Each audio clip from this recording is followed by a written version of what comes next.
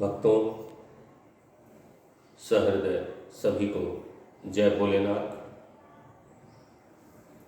आप सभी ने मेरे पूर्व वीडियोस का बहुत ही स्वागत किया, बहुत ही पसंद किया।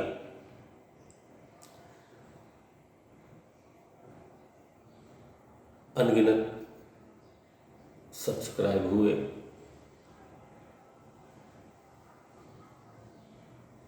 भक्तों, आज की जानकारी बहुत ही विशिष्ट है, बहुत छोटी सी है, परंतु बहुत मोटी है।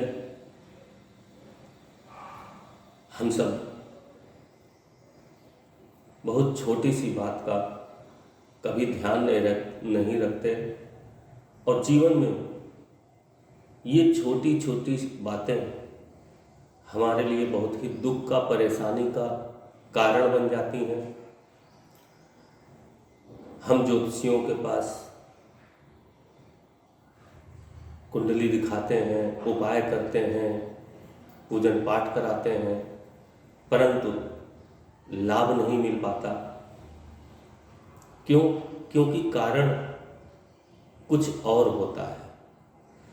आज उस एक छोटे से परंतु विशेष कारण की तरफ आप सभी का ध्यान खींचना चाहता हूँ। यह बात आपको अभी तक संज्ञान में शायद ही आई हो,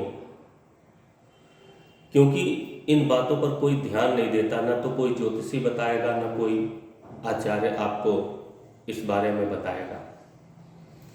हमारे वर्ष में बहुत से त्योहार होते हैं, जिनमें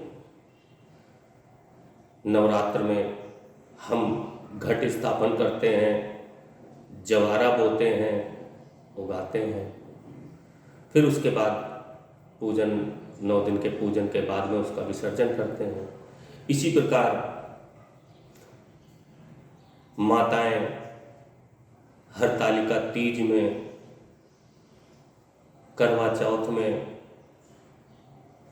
अन्य पूजाओं में मृत्तिका की, मिट्टी की मूर्तियां लाती हैं, घर में व्रत उपवास करके पूजन पाठ करती हैं, फिर उनका विसर्जन होता है।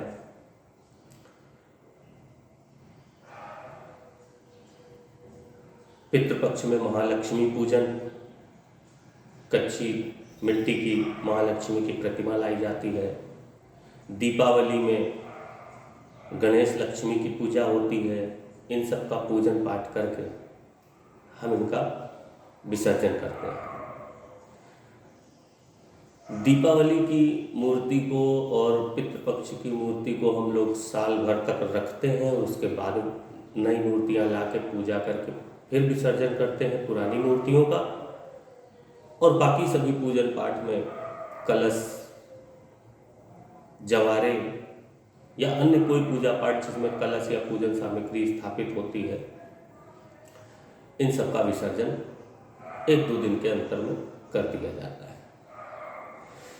विसर्जन की बात इसलिए लेकर के आ रहे हैं क्योंकि हम यहीं पर सबसे बड़ी गलती करते हैं। पहली चीज तो विसर्जन सही स्थान नदी का बहता पानी है। इसके अतिरिक्त में या फिर हम इसको कहीं खेत में या किसी पार्क में गड्ढा खोद करके पानी भर के उसमें विसर्जित करके मट्टी से बंद कर दें। पैरों के बीच में, पैरों के नीचे ना आए, अशुद्धता को व्याप्त ना हो, ये इसके भाव होते हैं। लेकिन आज के समय में सबसे बड़ी हमारी अज्ञानता यह है कि हम ये जवारे, ये कलश, ये मिट्टी की मूर्तियां जिनको हम साल भर रख करके पूजन करते हैं, गणेश लक्ष्मी की दीपावली पर, महालक्ष्मी की पितृपक्ष में साल भर पूजा करते हैं, रखते हैं, और उसके बाद विसर्जन करने का सब समय आता है, नई मूर्ति तो स्थापित कर लेते हैं। पुरानी मूर्तियों को ले जा करके हम या तो किसी पेड़ पौधे के नीचे रख देते हैं, पीपल के नीचे रख देते हैं, किसी मंदिर के बाहर चौखट पर रख आते हैं। ऐसा कदापि नहीं करना चाहिए। मंदिर के बाहर चौखट पर आपने तो रख दी, और वहाँ सभी लोग रख करके आ रहे हैं, तो क्या ये पुजारी की जिम्मेदारी है कि वो आप सबकी मिट्टी की मूर्तियाँ और ये सब ले जा करके विसर्जन करें? ये तो आपका धर्म है कि उसको सही स्थान पर विसर्जित करें, अन्यथा आपको दोष लगेगा। जो विसर्जित करेगा उसी को उसके पुण्य का फल प्राप्त होगा। आपने तो उसको कहीं पर डाल दिया, इसका दोष आपको लगता है और इस दोष पर आप ध्यान नहीं देते हैं, और सारी कुंडली और सारी चीज़ें फेल हो जाती हैं। सारी परेशानियां कभी दूर नहीं होने पाती। जब हम किसी पेड़ के नीचे मूर्तियों को रख आते हैं, साल भर उसका पूजन करते हैं, उससे अपनी डिमांड रखते हैं, प्रार्थना रखते हैं, मांग रखते हैं, मनोकामनाएं रखते हैं, और उसके बाद जब उसका समय पूरा हो जाता है और उसको पेड़ के नीचे रखाते हैं, जहाँ कुत्ते उस पर लघुशंका करते हैं। अब सोचिए, जब कुत्ते लघुशंका करेंगे, सूअर चाटेगा, तो क्या आपको पुण्य का फल मिलेगा? बहुत ही गलत है। इसको आपने साल भर पूजन किया, अपने घर में रखा, बड़े ही सम्मान के साथ इसको नदी में विसर्जित करें, या किसी खेत में या पार्क में गड्ढा खोद करके उसके नीचे उसमें पानी भर के मिट्टी में दबाएं। ये गलतियां हम करते चले आ रहे हैं। ये जवारों को रखाते हैं मंदिरों की चौखट पर, मूर्तियों को रखाते हैं मंदिरों की चौखट पर। वहाँ पे चौखट पर अगर कोई जानवर पहुँचता है, जूठा करता है। कुत्ते क्या क्या करते हैं आप सभी जानते हैं।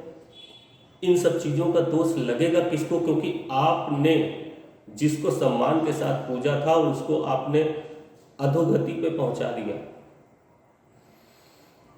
जिससे हम पूजा प्रार्थना करते हैं मनोकामनाएं पूरी होने की, उसी को हम संभाल कर सुव्यवस्थित ढंग से विसर्जित भी नहीं कर सकते। धिक्कार है हम पर। यह छोटी सी जानकारी है, लेकिन जीवन में बहुत परेशानियां इससे आती हैं और कोई जान भी नहीं सकता है। न कोई ज्योतिषी बताएगा, न कोई तांत्रिक बताएगा कि आखिर आपके साथ परेशानी क्या है। पूजन पाठ उपाय सब करते रहेंगे, लेकिन सब हल कुछ नहीं होता। क्यों? क्योंकि कारण दूसरा है। जिस मूर्ति की, कलश की पूजा आप करते हैं, उसको आप सम्मान के साथ विसर्जित स्वयं अपने हाथों से क्यों नहीं करते? पीपल वृक्ष, बरगद का वृक्ष, इन सब के नीचे आप इकट्ठा कर देते हैं। न जाने कितने लोग एक ही साथ मूर्ति उल्टा सीधा पड़ी रहती है, जानवर चाटते हैं, थूकते हैं, मूतते हैं, सब क्या हो रहा है? हम किस दिशा में जा रहे हैं? और फिर हम चाहते हैं कि वो देव हमारी मनोकामना पूरी करें, हमारी जीवन की परेशानियां दूर करें। गलतियां हम स्वयं करते हैं, और जब भोगते हैं तो दोष परमात्मा का देते हैं। अतः इस जानकारी को सभी मित्रों अपने संपर्कों तक पहुंचाएं, हमारे चैनल को सब्सक्राइब करें, और जीवन में आज से इस प्रकार की गलती को न करने का संकल्प लें। इसी के साथ ही जय भोलेनाथ, जय भोलेनाथ, जय भोलेनाथ।